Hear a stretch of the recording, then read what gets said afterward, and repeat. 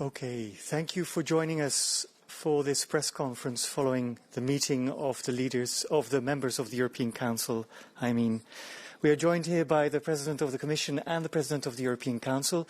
I give the floor to Mr. Michel first. Merci beaucoup. Bonsoir à chacune et à chacun. Ce sommet européen s'annonçait difficile. Difficile parce que les points à l'agenda sont des points qui doivent nous mobiliser, nous encourager à prendre des décisions courageuses et complexes.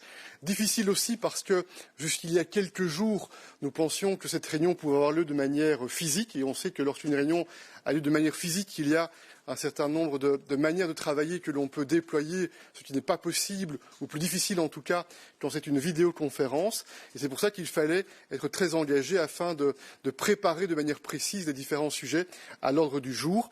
Et finalement, ce Conseil s'est bien déroulé et a permis de prendre de grandes décisions sur des sujets extrêmement importants. Le premier sujet qui a été traité, c'est naturellement la première priorité, et cela depuis de très nombreux mois maintenant, le Covid-19. Et l'urgence impérieuse qu'il y a à continuer à travailler pour améliorer en Europe la production de vaccins et améliorer aussi la capacité de distribuer les vaccins vers les États membres. C'est la priorité absolue et nous sommes tout à fait mobilisés avec la Commission européenne, avec les États membres et la Commission a eu l'occasion de faire l'état des lieux sur le travail qui était entrepris pour réussir dans les prochaines semaines à augmenter de manière substantielle la production et la livraison de vaccins vers les États membres. Le Covid-19, ça a été aussi l'occasion de faire le point sur base de la proposition de la Commission en lien avec le Green Pass digital, cette capacité de travailler ensemble pour avoir une approche commune afin de faire en sorte que l'on puisse réussir dans les prochaines semaines à décider de quelle manière on va disposer en Europe d'un instrument au service de la mobilité en Europe, au service aussi de la capacité à reprendre des activités plus normales sur le plan européen, faisant cela aussi avec nos partenaires sur le plan international. Et puis, il y avait aussi à l'agenda des sujets internationaux, spécialement la question de la Turquie. And you know that Turkey and the Eastern Mediterranean is a very important priority for the European Union, for the member states. You know also that this is a difficult debate. It's not the first time that we have this debate. And we prepared very well the conclusions that are agreed, conclusions which are based on a double idea. First, we have decided to task the Commission and the High Representative in order to propose a possible positive agenda but conditional. It means that we hope that Turkey will maintain a moderate behaviour, a positive behaviour in the next weeks and in the next months, and it means that we are ready with the European Council, with the Member States, to put more concrete proposals on the table in order to have a more stable, a more predictable relationship with Turkey. And we have identified the possible topics in order to improve the relationships. First, the modernisation of the custom unions, people-to-people activities and mobility, and of course the migration topic. And this is our intention, to work very hard in order to be able to put some concrete proposals on the table. And we will have the opportunity to come back again in June at the level of the European Council in order, I hope, to take more formal decisions. But this step is an important step in the right direction. This is an important topic. On Russia, it was just an information point, and we intend to have on a forthcoming European Council the strategic debate on Russia, but we know what are our position because we had the opportunity the last days to express the European position on Russia. And then we had also the opportunity to tackle some economic topics, the single market and the digital agenda. And you know that with the Green Deal, the digital ambition is one of the two fundamental pillars for the new European model, for the new European paradigm. And with the decisions that we took today, through those conclusions that we have agreed on, we give a very strong signal that we will work actively with the Commission, with the Member States, in order to use the digital ambition as leverage in order to improve the economic development, to improve the innovation, and to make clear what are our priorities in the short term, in the mid-term, and in the longer term. Je voudrais, sur ce point de la question digitale, répéter que les décisions qui sont prises au travers des orientations qui ont été validées aujourd'hui donnent un cadre pour les prochaines années autour duquel la Commission et les États membres vont s'atteler à être mobilisés pour faire en sorte que l'on puisse progresser et trouver cet équilibre entre, d'une part, cette ambition de souveraineté digitale et cette volonté de s'inscrire dans des économies ouvertes. C'est ce chemin-là que nous voulons suivre. On a aussi l'occasion avec la présidente de la Banque centrale européenne, avec le président de l'Eurogroupe, de faire le point dans le cadre du sommet de la zone euro, à la fois sur le redéploiement économique dans le cadre de cette crise et surtout après cette crise Covid qui frappe le monde.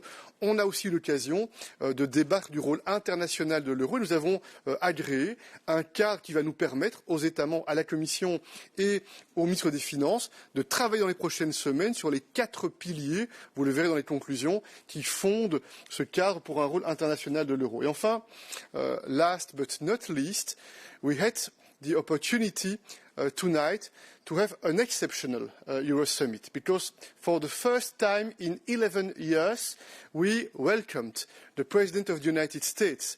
Last time it was 7 years ago with Barack Obama, and it was the opportunity for the President of the United States to express his vision about the future cooperation between the EU and the United States, and it was also the opportunity for us, the European Union, to express our very strong commitment for this fundamental transatlantic alliance. On a eu l'occasion d'identifier les sujets sur lesquels nous allons être engagés ensemble. D'une part, bien sûr, le Covid-19, la nécessité de garantir l'accès aux vaccins, la nécessité de garantir les chaînes d'approvisionnement. C'est un point fondamental pour qu'il y ait des vaccins accessibles partout en Europe, aux États-Unis et partout dans le monde, notamment grâce au système COVAX pour lequel nous sommes mobilisés, les États-Unis également. Nous avons aussi eu l'occasion d'aborder notre volonté commune de prospérité partout dans le monde afin de faire progresser les conditions de vie. Et ça nécessite effectivement une mobilisation sur le terrain économique pour lequel nous souhaitons être engagés. Le pilier climatique, le pilier digital, vous voyez la cohérence dans le message qui est donné. Et puis, il y a un point clé, un point qui est central. Nous avons eu l'occasion de le mettre en évidence. L'Union européenne est un projet de paix. L'Union européenne est un projet de prospérité. L'Union européenne est un projet qui se fonde sur des valeurs de dignité de chaque être humain, de démocratie, d'état de droit. Et au siècle passé, après les atrocités de la Deuxième Guerre mondiale, les États-Unis, l'Europe, avec d'autres partenaires, nous avons jeté les bases d'un ordre multilatéral pour fonder la coopération internationale fondée sur des règles. Et puis nous savons que dans les années qui ont suivi, cet ordre a été mis sous pression par l'Empire soviétique qui a tenté d'imposer ses propres règles. Et puis on a eu la conviction que l'on pouvait faire triompher partout les valeurs de démocratie, d'état de droit. Et nous constatons à nouveau que ces valeurs de démocratie, d'état de droit sont mises sous pression. Nous constatons que nous faisons face à des menaces intérieures et extérieures, désinformation, cyberattaques, menaces hybrides. Et plus que jamais, nous mesurons États-Unis et Union européenne, avec nos partenaires, ceux qui partagent les mêmes valeurs, nous avons une responsabilité face à l'histoire, pour les prochaines générations, parce que nous savons que les décisions que nous serons capables de prendre ensemble sur le terrain de la démocratie, sur le terrain de la sécurité, sur le terrain de la stabilité, auront un impact pendant de nombreuses années, auront un impact pour nos enfants, auront un impact pour nos petits-enfants. Et c'est fort de cette conviction-là que cette réunion avait une dimension très concrète, opérationnelle, la volonté d'engager le dialogue, comme cela a été le cas il y a quelques heures, lorsque hier, le secrétaire d'État Blinken était présent ici. Mais il y a aussi une autre dimension, c'est la manière dont on envisage la paix, la sécurité et notre responsabilité vis-à-vis du présent, mais aussi vis-à-vis de l'avenir. Voilà les quelques éléments que je voulais partager avec vous. Vous le voyez, c'était un conseil qui s'annonçait difficile, qui s'annonçait compliqué. C'est un conseil hors du commun par la présence d'un invité exceptionnel dans un moment de la vie politique internationale qui est un moment carrefour et un moment pour lequel nous souhaitons faire les bons choix, prendre la bonne direction et le faire avec les partenaires qui partagent les mêmes valeurs que nous. Merci, Monsieur le Président. Madam President, you have the floor. Thank you, Barend. Good evening. So indeed, this was a long and good European Council. We started by discussing COVID-19, and this in a situation where we have an epidemiological situation of great concern. We are at the start of a third wave in Europe, and in many European member states, infections are on the rise again, mostly due to the variant B117 that is basically now in every member state. But fortunately, mortality increases remain, however, lower than the spread of the virus. So we see the very first effects of having vaccinated most of the over 80 years old. But overall, the situation is of great concern. And this highlights the importance of a fast and speedy vaccination. Now, we took stock of where we are at the moment being, a week before the end of the first quarter of 2021. Vaccination is now finally progressing steadily. We have 88 million doses that have been delivered so far, and 62 million doses have been administered. Overall, if you look at the number of people that have been fully vaccinated in Europe, these are 18.2 million, so 4.1% have already received 2 jabs. But of course, we all know we could have been much faster if all pharmaceutical companies had fulfilled their contracts. Now, looking forward to the second quarter, we basically see the same picture. We have BioNTech and Moderna that have been delivering very reliable and according to schedule and contract. Thus, we expect that they will increase their deliveries as is contracted in the second quarter and thus to gain pace. Additionally, we see that now Johnson & Johnson is kicking in the second quarter. And let me remind you that Johnson & Johnson vaccine only requires a single shot for full vaccination. AstraZeneca has committed to a lower number of doses than was contracted. Here, AstraZeneca has committed to 70 million doses instead of the contracted 180 million doses. But overall, if we have a look at the second quarter, what is committed, it means that we are on track to achieve our goal that this summer we want to have 70% of the adult population in the European Union vaccinated. I also presented to the leaders the latest changes for the transparency and export mechanism for exports of COVID-19 vaccines. You know that yesterday we added to the scope of this mechanism the criteria of reciprocity and proportionality.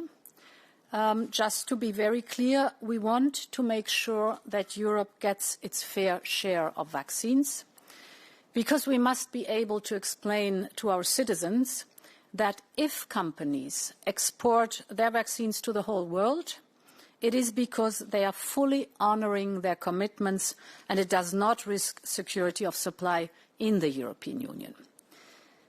And let there be no mistake, the European Union can be proud and is proud to be the home of vaccine producers who not only deliver to European citizens but export around the globe.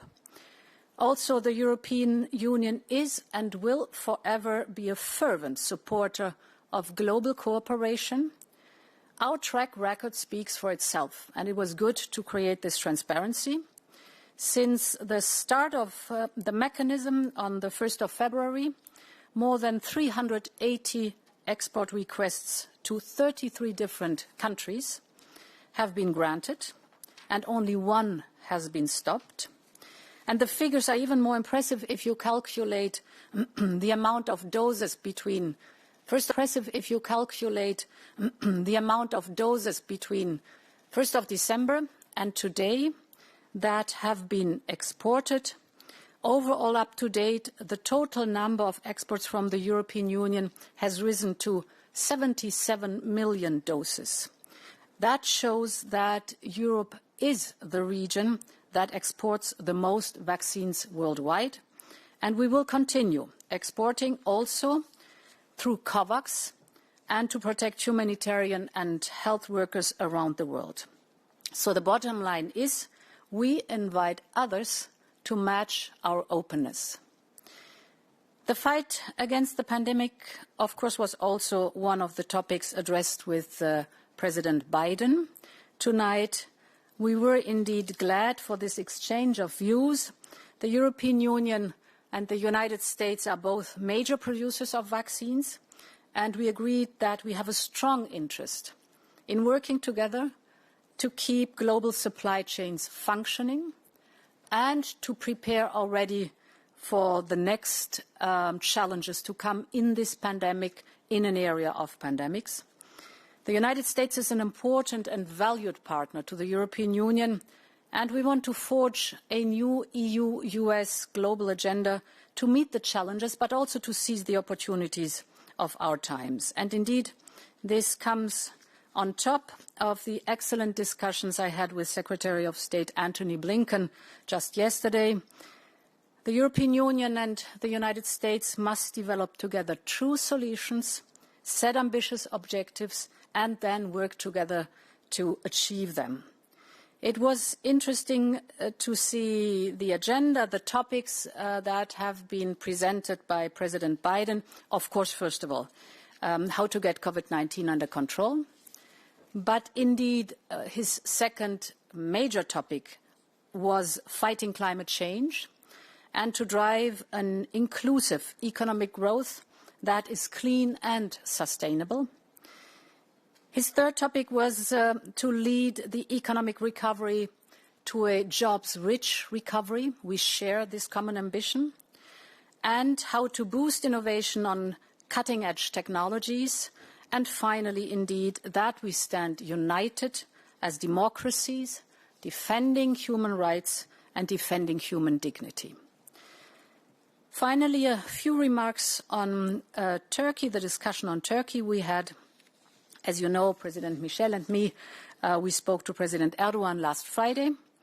Since the December European Council, Turkey has shown a more constructive attitude, including in its bilateral relations with several EU member states. These are positive and welcomed steps on which we must try to build on. However, we also know that this progress of de-escalation remains fragile. So together with High Representative Borrell, we submitted a report on the state of play of EU-Turkey political, economic and trade relations, as well as on instruments and options on how to proceed now with this relationship. And in light of Turkey's recently more constructive attitude, the report puts forward possible areas of cooperation to allow for a progressive and proportionate approach.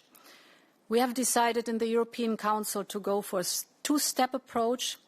We will further engage with Turkey on issues such as migration financing, high-level dialogues, and modernizing the customs union. If Turkey does not move forward constructively, if it returns to unilateral actions or provocations, in particular in the Eastern Mediterranean, of course, we would suspend these cooperation measures.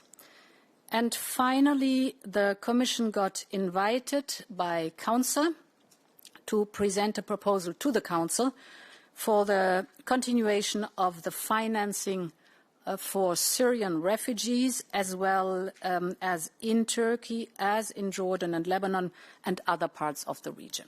Thank you.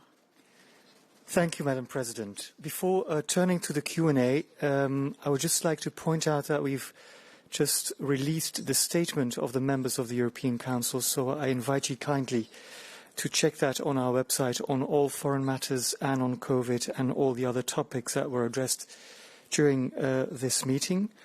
Can I please ask you to switch on your cameras? We've got translation into 6 languages. And we've got a lot of questions, but I'm first going to turn to Christian Spielmann de AFP. Christian, on vous écoute. Oui, bonjour monsieur, bonjour madame.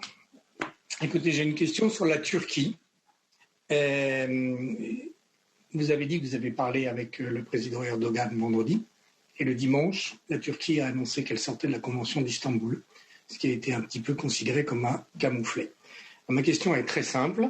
Vous êtes très engageant, vous êtes très très optimiste, mais on a un peu l'impression que les droits de l'homme, les droits fondamentaux, les vraies valeurs de l'Union européenne sont mises sous le tapis.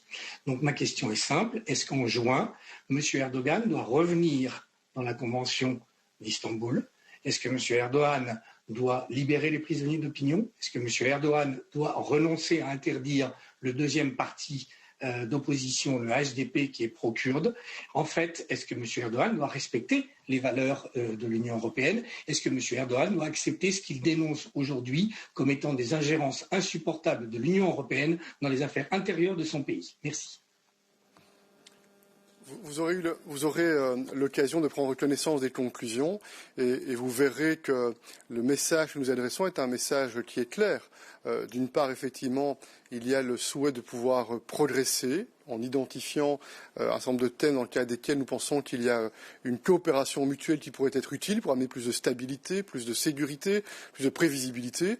Et vous verrez en même temps dans les conclusions qui ont été adoptées, nous exprimons des messages qui sont totalement conformes à l'ADN européen en termes de dignité humaine, en termes de droits des femmes, en termes d'état de droit et en termes de valeurs démocratiques. Et vous verrez dans ces conclusions que les questions d'état de droit, de valeurs démocratiques font partie intégrante du dialogue que nous souhaitons avoir entre l'Union européenne et la Turquie.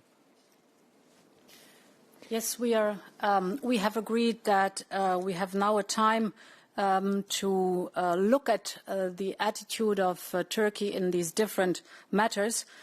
It is very clear for me that the Istanbul Convention is an important milestone forward in protecting women and protecting children, and we deplore that Turkey has left the Istanbul Convention, although we also call on member states in the European Union to ratify the Istanbul Convention. So for us it is important to move forward in this important matter. It is an overall self-explaining necessity that there is an understanding how to protect women against violence, how to protect children against violence. Thank you, Madam President. We have Nikos from Bloomberg. Who's next? Nikos. Hello, can you hear me? Yes. Yes. It wasn't clear to me from your introductory remarks what exactly was decided today. Has the Council decided or not tougher curbs on vaccine exports? Also, given the fact that it seems that the EU has exported more vaccines than it has administered so far. And a second, more specific question, if I may, did you discuss at all the subject of Astra, more specifically, especially the curious case in Italy, and also the fact that the company, with just 5 days to go before the end of the quarter, is way behind its reduced target of deliveries? Thank you. So, of course, we have discussed the overall mechanism. It is very good that we introduced that mechanism because what we wanted is, first of all, transparency. And we have created transparency, and that is a transparency on exports where we can be proud of.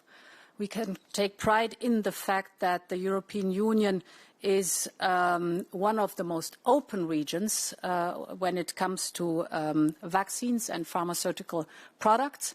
And we invite others to join us in this openness because we know we have worldwide supply chains that have to be intact And it is of utmost importance that we get back to an attitude where in general, there is openness for export. That was point number one, the transparency that is necessary. But of course, we have to and want to explain to our European citizens that they get their fair share. And therefore, the second principle is that companies have to honor their contract to the European Union before they export to other regions in the world. And this is, of course, the case with AstraZeneca. I think it is clear for the company that, first of all, the company has to catch up, has to honor the contract it has with the European member states before it can engage again in exporting vaccines. And the third element is that we are discussing with the companies that they keep proportionality and reciprocity as a principle. The reciprocity element is something where we needed also transparency to show how much is going in different countries that are also producing vaccines, so that it is in our common interest that supply chains stay intact, that an exchange of vaccines is the normal state of play, and to have these principles in place. Again, those companies who do deliver, those companies who honor their contract, these are the ones on which basically the whole supply is relying. And therefore, for us, it's important to have a very constructive approach with these companies, to be in a constant dialogue, what we are on a daily basis, to make sure that we deliver to the European citizens, but that we also deliver to the world. Oh, excuse me, I have not answered your question on the vaccines in Italy. You were asking that too. Here, the company has made clear that of the 29 million doses, 13 million doses are for COVAX, and 16 million doses are for European member states. And indeed, for us it's important that vaccines are being delivered to COVAX. COVAX is the main pillar to make sure that low and middle income countries have access to vaccines. The drug substance that has been used for fill and finish in the Italian production site came from South Korea and China, and this was and is the usual way to work on producing the vaccines for COVAX. Maybe just a few words. There is a very strong consensus among the member states. First, we want to guarantee the supply chains and we want an open economy. But at the same time, we want more transparency. And this is the goal with this mechanism put on the table by the Commission. And we want to make sure that the contracts are fulfilled. And indeed, there are some concerns, serious concerns with regard to this one company. And we hope that with the support of this tool, this instrument, it will be possible to increase not only the production and the delivery. And then finally, another important point. A few weeks ago, in a newsletter, I've tried to explain that Europe is a major producer of vaccines. We export a lot of vaccines, and we have all the tools in order to succeed and to increase the production and to deliver more doses in the next weeks. Thank you, Mr. President. We have Angela Mauro from Huffington Post. Angela, you have the floor. Angela? There you are. Could you please unmute?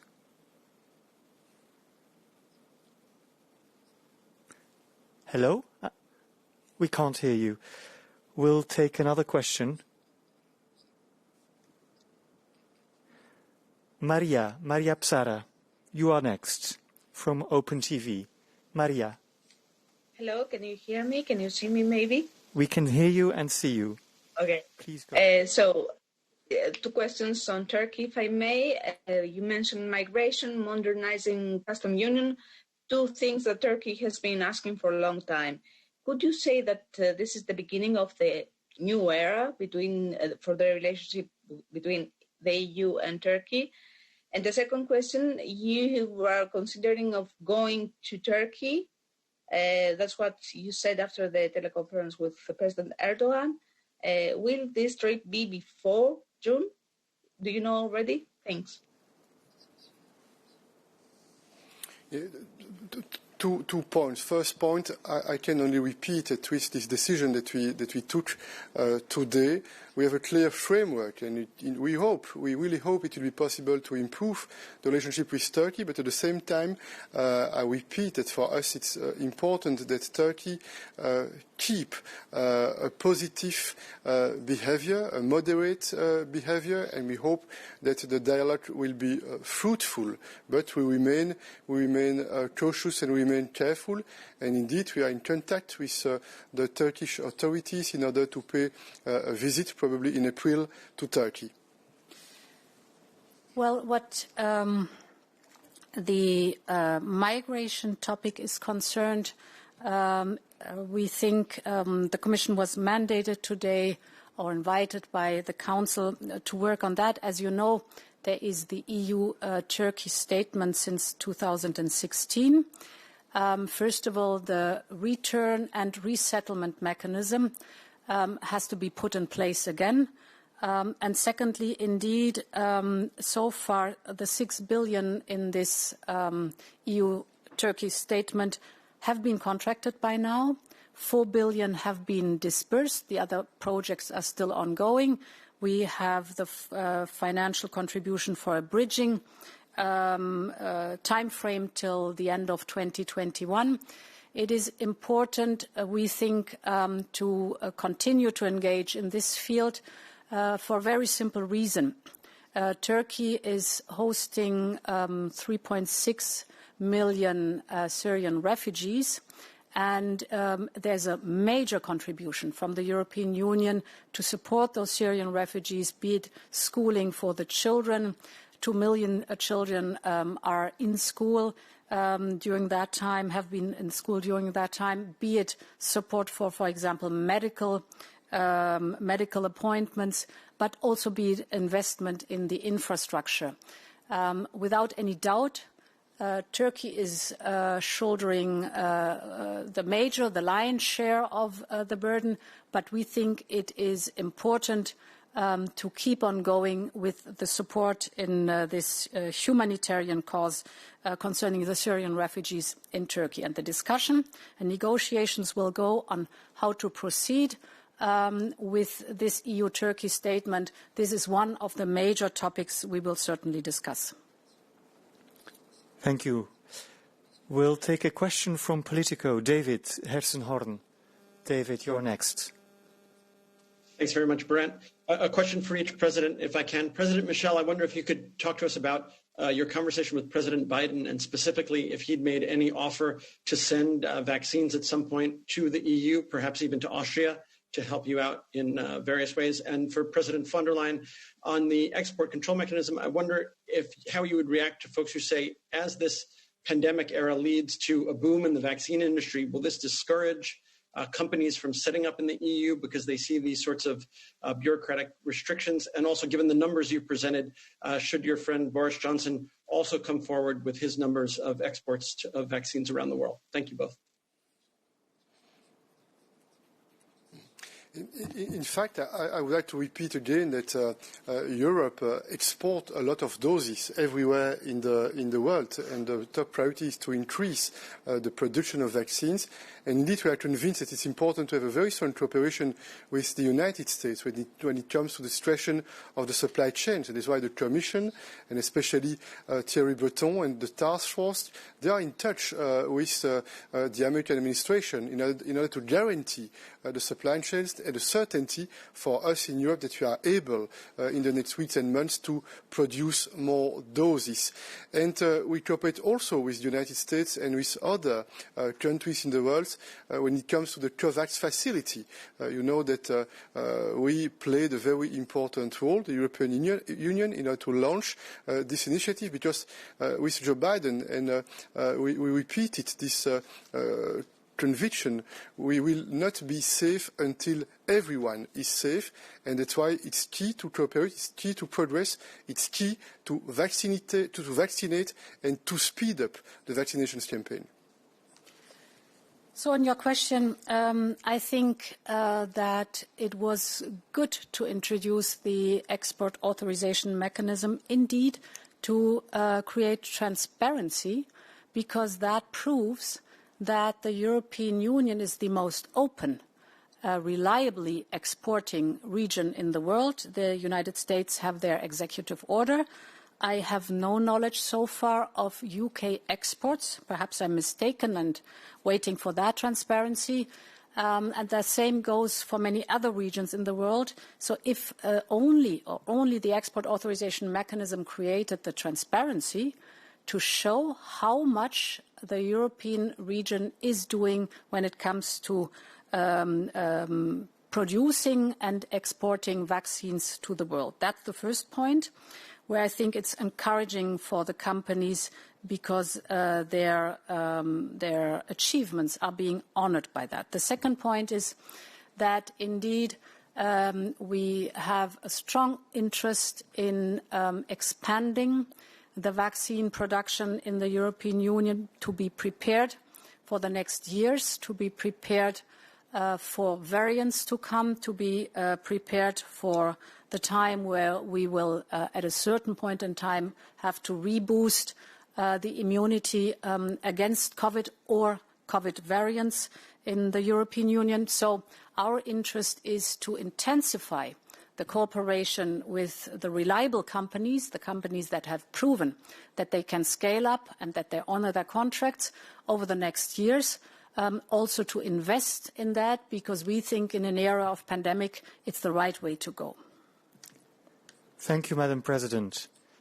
This concludes our press conference of this evening. Thank you all for joining, and see you soon.